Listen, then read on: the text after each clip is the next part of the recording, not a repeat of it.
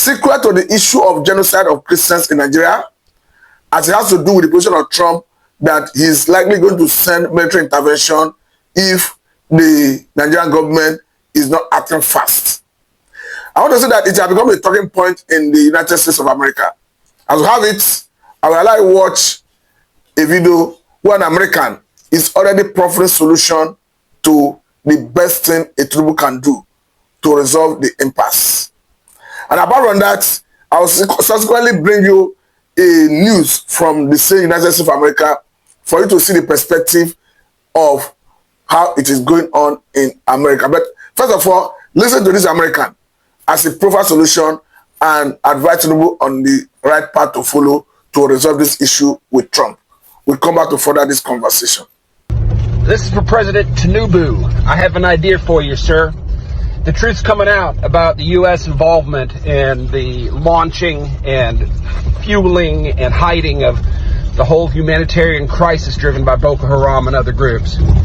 But here's the deal. You have a deal maker in the White House now, and a man who's really trying to do good and right the wrongs of this country. I know the average Nigerian street vendor is a better deal maker than most Americans, but Donald Trump's a good one. And here's what I would propose you do. First, come out and expose everything you know about this to the light. And then make a proposal to Donald Trump. Say, sir, y'all did this. We will forgive you, but you need to come and help us fix it. Call on the U.S. to drive out all the insurgents, bring justice, resettle and protect the IDPs, bring restoration and justice. The United States, working with you, can do this, and we can do it rapidly. And then, two, put in safeguards to ensure that Nigeria's autonomy is always protected and respected. Nigerians, left to their own devices, can do wonderful things and build a great nation. It's a lot of the foreign meddling that causes these problems. Let's put an end to that. You and Donald Trump can do that. And finally, let the United States have first shot at your minerals, but do it in a way that's guaranteed to be clean and above board, corruption-free, and the benefits of it go directly to the community and not to the corrupt few. Donald Trump is a deal maker, and that's a good deal for you, and it's a good deal for us. I would encourage you to reach out to him and do it. We can fix this together. So having listened to him, I think it's becoming increasingly clear that this issue has become a talking point in America. But the question here is, who is afraid of American onslaught? Who is afraid of American military intervention? Because American government is not saying that they are against Nigerian government. Trump never said that they are coming to fight Nigerian government. The good thing, the man Tinubu himself have made it clear that to engage with American government. Listen to this news from United States of America to have a sense of what Americans are talking about this. Hey, John. Yeah, the president has been very vocal in the last 24 hours on Truth Social. I want to read you just a couple excerpts of one that came out 5 minutes ago. The president said, quote, "If the Nigerian government continues to allow the killings of Christians, the USA will immediately stop all aid and assistance to Nigeria and may very well go into that now, quote, disgraced country, guns a-blazing," he says. He is then hereby instructing our Department of War to prepare for possible action. And he also says in that post, warning the Nigerian government better move fast. Now, yesterday, the president posted also on Truth Social announcing that he was going to put this country as a country of particular concern, saying something must be done. He's now asking Congressman Riley Moore, Chairman Tom Cole, and the House Appropriations Committee to look into it and to report back. I think this is going to make a huge difference, and we're going to get right to work on this and get to the bottom of what's happening and give President Trump a full menu of options that we can use to try to stop these killings. Yeah, and Moore says there's about 15 possible options, including suspension of security assistance and targeted sanctions. Nigeria is, of course, considered one of the most dangerous places in the world to be a Christian, according to the well-regulated Open Doors International Group. Over the years, thousands of Christians have been killed in churches, schools, and entire villages have been burned. Some even brand it a genocide. The Nigerian government vowed today to keep fighting violent extremism and said it hoped Washington would remain a close ally. But some analysts blame the country's inability to protect its citizens over that wide spectrum of armed groups that operate across the country, including Boko Haram. I think fundamentally Nigeria is a failed state. Corruption is simply out of control. So are the kinds of resources that should be there. It is a major exporter of oil. So it should be a rich country, but a lot of it gets diverted through corruption. So they don't have the resources in order to provide their security forces what they need in order to fight back. And in order to combat this issue, earlier this year, Washington approved $346 million in arms for Nigeria. Back to you, John. All right. So I will equally listen to this. I think what we are seeing is, because Nigeria, we know that there's the issue of terrorism. There's no argument about that. I know that Fulani militias are terrorists. There's no argument about that. And it has been established that Fulani militia of Nigerian extraction is the fourth most deadliest terrorist organization in the world. So we know that we are dealing with a very formidable force. I think what the government of Nigeria can do is to avoid the diplomatic row with United States of America. However, there's every need for the partnership between Nigeria and America to stamp out terrorism. I must say we need it. Because America has always been our strategic partner. Even under the administration of Muhammadu Buhari, I remember how Nigerian government bought about 12 Tucano jets from the United States of America. So I think the best we could do is to de-escalate whatever tension and ensure that we have that strategic partnership with America, because we have a lot to benefit from their technological advancements. We have a lot to benefit if we partner with them to fight this insurgency. But I can remember under the about 2, 3, 4, 5 years ago, how American government through American Navy SEALs came to Nigeria to rescue a 27-year-old American Philip Wanton, who was kidnapped in Nigeria, taken to Sokoto State, and they rescued him on hot. We are talking about capacity, competence. So that's why I'm saying that we have a lot to gain if we partner with such country. And of course, they have been our natural ally over the years. But I want to say that those who should be apprehensive, those who should be afraid for what is happening are the likes of Adaleru, Toji Bello, because these are terrorists. These are people who may kill Nigerians.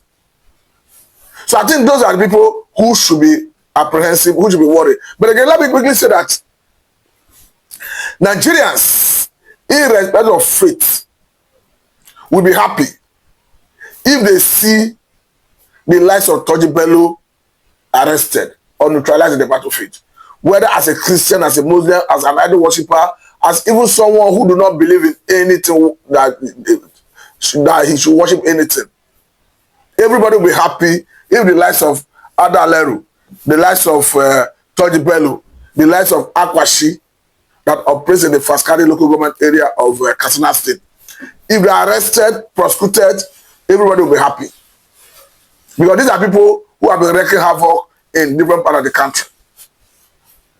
As far as I'm concerned, there's every need to possess monopoly of currency power, talking about the government. And every strategic partnership that will engender strength on the part of Nigerian armed forces to defeat insurgency, terrorism, as far as I'm concerned, should be a welcome development.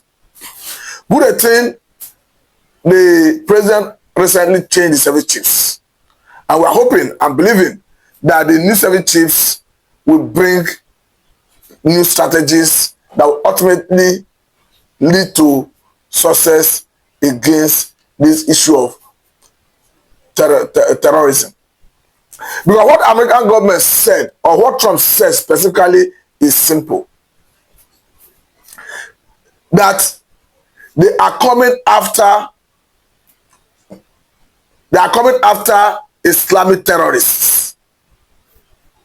And these Islamic terrorists, you can call them different names. When you say Islamic terrorists, I want to say that you are equally talking about Fulani militias. Because all the allegation of mass killing, all the allegation of genocide, particularly from Plateau, the accusing finger is always pointing at Fulani militias. So by the time you say Islamic terrorists, you are invariably saying Fulani militias. More so, as global terrorism has already said that they are the fourth most dangerous or deadliest terrorist group in the world. So as far as I'm concerned, it makes sense for Nigerian government to synergize, to partner with American government to stamp them out of every inch of Nigerian territorial integrity. As far as I'm concerned, these are people who have no value for human life, as can be seen from their operation, from their modus operandi. I think what is perhaps the only contention here is the arguments that Nigeria have been placed on as a country of particular concern by American government. Even as Nigerian government work towards Nigeria being removed from that category, there's every need for the government to use every seriousness it deserves to fight insecurity. Because the insecurity we witness in Nigeria, it is not just in one state. We understand that even the one that is happening in Kwara currently is of a monumental dimension, higher than any other place in the country currently. And another issue is the Islamic terrorists that operate in Plateau. They are the same people that operate in different parts of the country. Because if you look at what is happening in Kwara, people in Kwara will tell you that these people are migrating from other parts of the country to join their tribesmen, their own people who are fighting in the forest, the bushes, to even wreak havoc. You can hear instances from some people from Plateau where they will give you a narrative about how they get intel, how even the Fulani militias will invite other of their colleagues from other parts of the country to join them to fight and eliminate people in their own part of the country. So for me, there's every need for Nigeria and Nigerians to come together to support the government to stamp out terrorism out of every inch of Nigerian territorial integrity. I think it's very important. As far as I'm concerned, Nigerians deserve a peaceful environment because the president is the president and the commander of the armed forces. He has sworn to an oath to protect lives and properties of Nigerians. Even the governors in their respective capacities have equally done so. So this we must do collectively, and the president must do this without excuse. The governors in their own respective capacities must equally do this without excuse. But the question here is, I want to say that it is now becoming increasingly clear that American government, just as we saw in the past, where they will go to Syria and some other places to do some precision bombing, that Nigeria may be the next destination. But let me say at this point that what is coming from the America currently is going to be a win-win situation for every peace-loving Nigerian. Because for those who are in the terrorist ravage, bandit ravage, Fulani military ravaged states like Zamfara, Katsina, even Kaduna, even Kwara. For peace-loving Nigerians in those states, I think they will be happy with this situation. Because I think this is the best time to even start asking questions. Because we remember that somebody like Kawu Baraje was emphatic that they even brought Fulani militias into Nigeria prior to 2015 election to oust a Jonathan out of office. As far as I'm concerned, the likes of Shegumi will not speak up now. Because what we are looking at is we want a situation where Nigerians can sleep with their eyes closed. That is why I'm saying that the governments of Nigeria should cooperate with American governments to stamp out every Islamic terrorist, every Fulani militias. Because these are people who do not deserve mercy. These are people who take life at will. These are people who have no value for human life.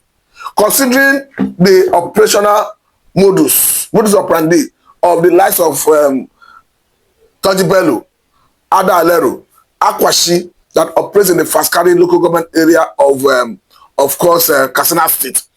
I think even recently, the approach of Nigerian government, allied Interpol, to arrest about 11 terrorist financiers in Nigeria. I want to say that even Nigerian government before now have started keying into this angle of allowing international bodies to come here to help us eradicate these bandits. But I want to say that the issue of fighting terrorism in Africa by America under Trump did not start today. That's why I want to bring this other angle that happened previously, though this year, because this one came from a U.S. Air Force commander.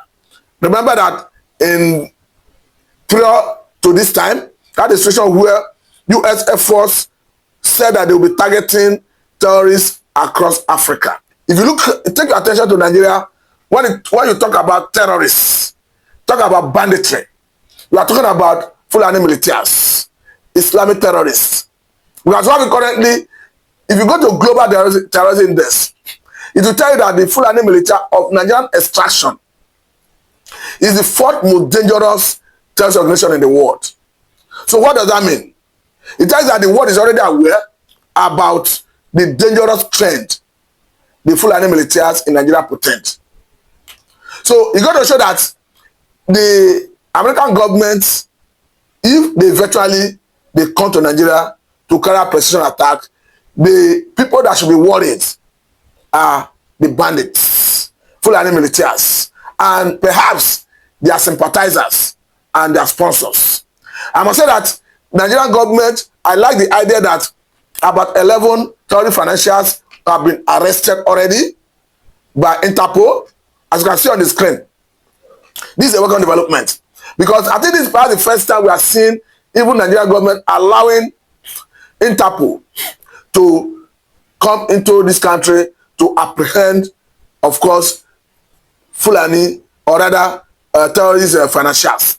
Because we understand that sometime in the last administration of Muhammad Buhari, even the United Arab Emirates gave an indication that they already have some names, lists of terrorist financiers, sponsors.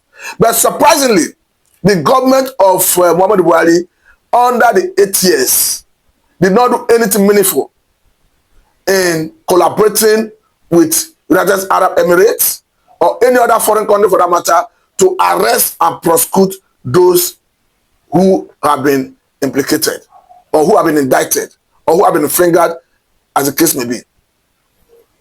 But I want to say that this development, for me, like I said earlier on, is a win-win situation for Nigerian citizens, even for Nigerian government and United States of America. Because if you are coming to save humanity, if you are coming to disalive those who have no value for human life, who keep people at will, I think is a welcome development.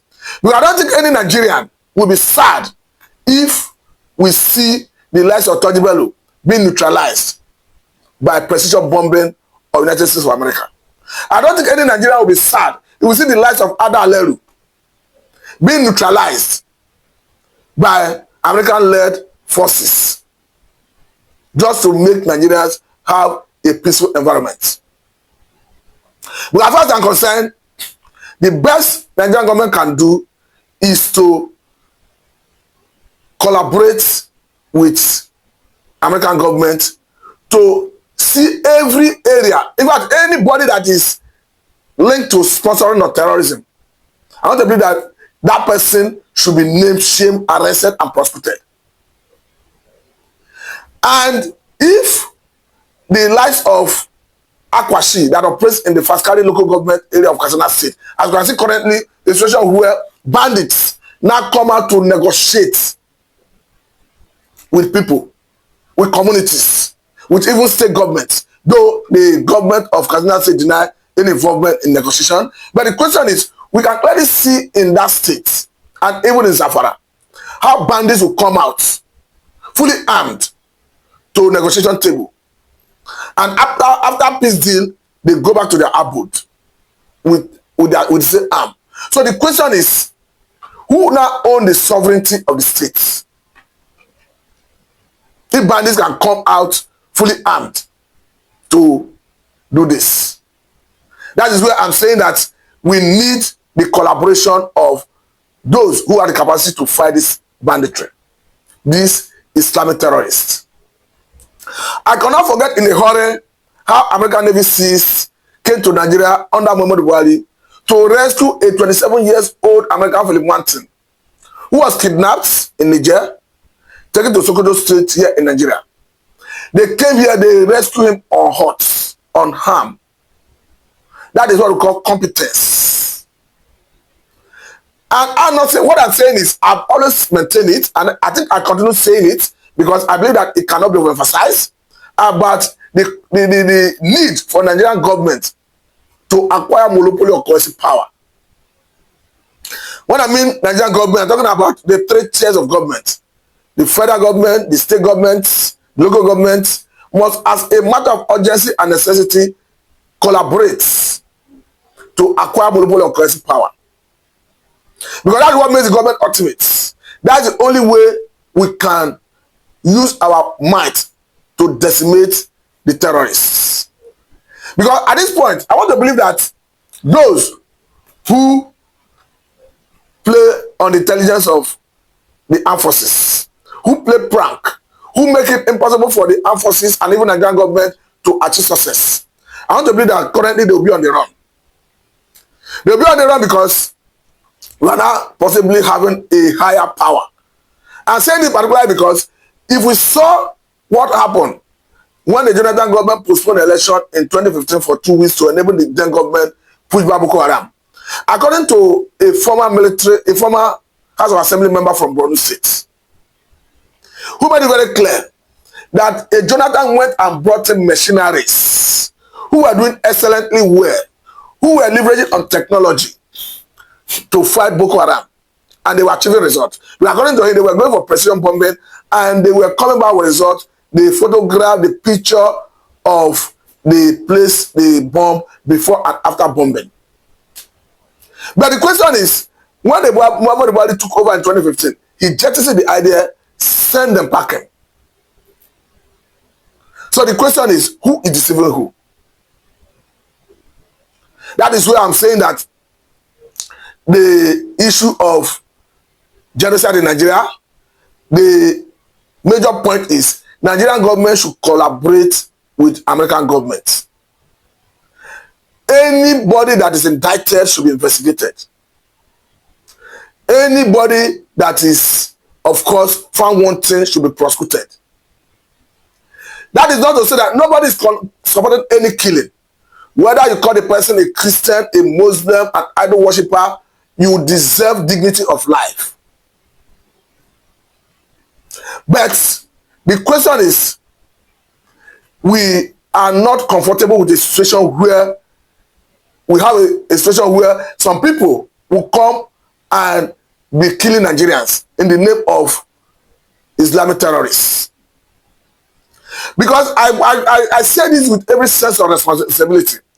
If you look at the statement that came from a former president of Nigeria, Muhammadu Buhari, when he had conversation with Trump in the first term of Trump as the president of the United States of America, Everybody was emphatic that most of the bandits that are in Nigeria, operating in Nigeria, are people who come from different parts of the world. Burkina Faso, Mali, Libya, particularly Libya, because according to him, that when Gaddafi fell, that most of his lieutenants, most of his followers left Libya, and that the only training they had is how to shoot gun, and that some of them find their way in Nigeria. But the question is, even if some of them find their way in Nigeria, Buhari, that was a war veteran, a military personnel, all his 8 years, what did he achieve in fighting this insurgency? We understand that under his watch, even insurgency metamorphosed, mutated, because we clearly saw them changing forms, mutating to different other groups. For instance, a salutary organization was not in the picture. Even the issue of banditry that we now see in the regular society was not in the picture until after Muhammadu Buhari came on board. They were all virtually in Sambisa Forest. It was during the time of Muhammadu Buhari we now saw banditry in another dimension, terrorism in another dimension, hibernating in the states. Because if you take attention to Kwara State, for instance, it's a whole lot of issue entirely. A situation where people cannot live comfortably in their ancestral homes, where communities have been sacked, where bandits now reign supreme. So I must encourage the president, Senator Bola Tinubu, that let him take decisive action against the bandits.